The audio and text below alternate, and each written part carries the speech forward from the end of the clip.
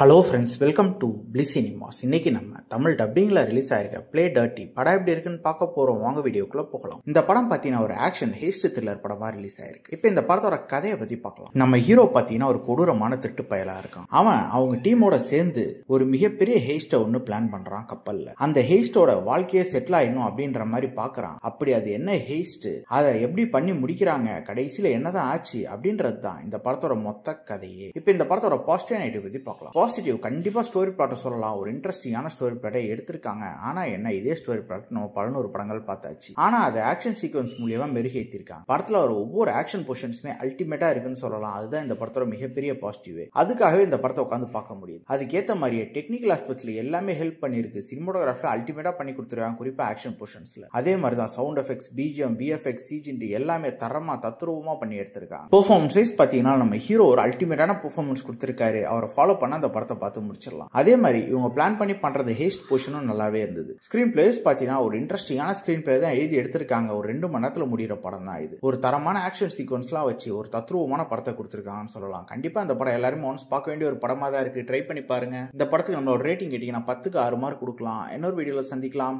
Thank you.